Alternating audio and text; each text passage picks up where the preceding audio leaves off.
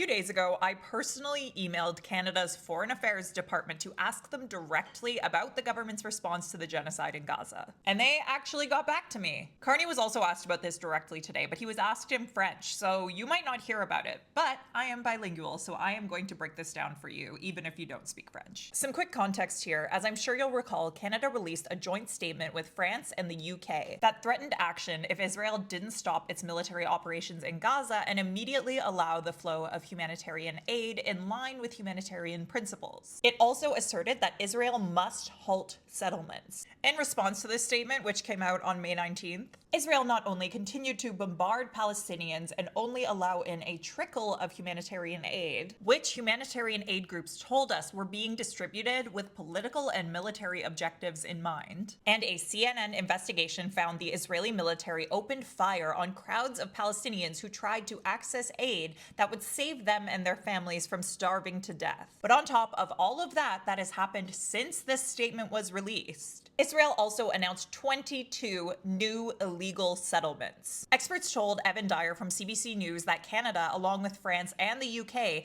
is now in a position where they either have to sanction Israel or lose credibility. That story was published May 30th, and there have still been no sanctions. Meanwhile, when pressed on this issue today, Carney had this to say. And just FYI, the clip is in French, but it's not that long, and I'm going to translate it afterwards for you, because no English language journalist who is at this press conference asked for the answer to be repeated in English, which is usually what they do when they think there's a chance they might use a clip in their broadcast. So they didn't think this was newsworthy enough to request it to be repeated in English. I can tell you that with a degree of confidence because there was a time when I would have been one of the people in that room. I was in Canada's Parliamentary Press Gallery for years, and I worked over the course of that time for not one but two different national newsrooms that do television. Anyway, here's what Carney said. Nous prenons des décisions quand nous prenons des décisions.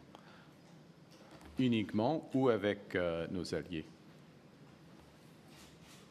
C'est pas le moment aujourd'hui.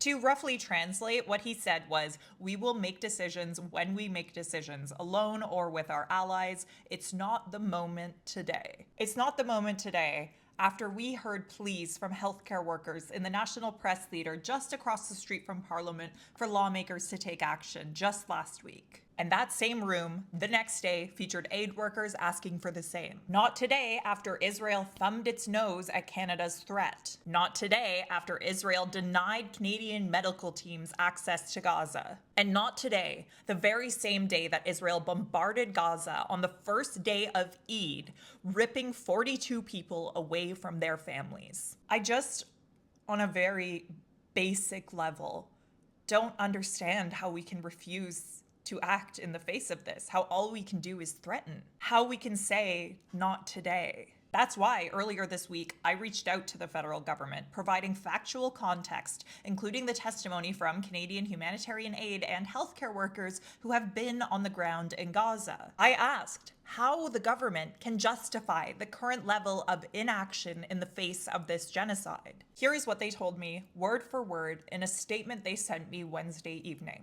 Quote, as noted in the joint Canada-UK-France leaders' statement, Canada strongly opposes Israel's expansion of military operations and ongoing restrictions on humanitarian aid in Gaza. Canada is deeply alarmed by reports of mass deaths and injuries of Palestinians, as well as ongoing scenes of chaos and appalling conditions as people in Gaza attempt to access limited aid.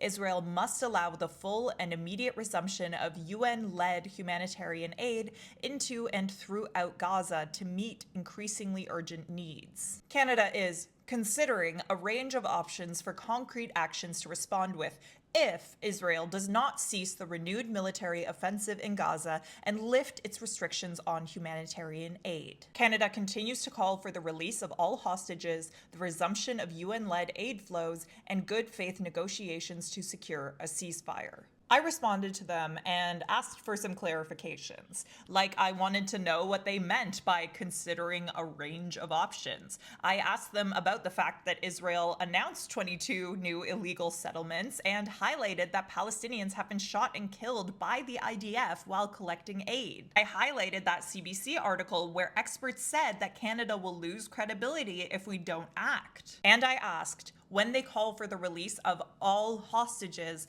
if that also includes Palestinians who human rights groups have documented are being arbitrarily detained by Israel. And I didn't just pull that out of nowhere. There is a UN source that I shared with them substantiating that. They did get back to me 3 hours later with one sentence. Quote, "We have nothing further to add to our previous statement." What do you think of all this?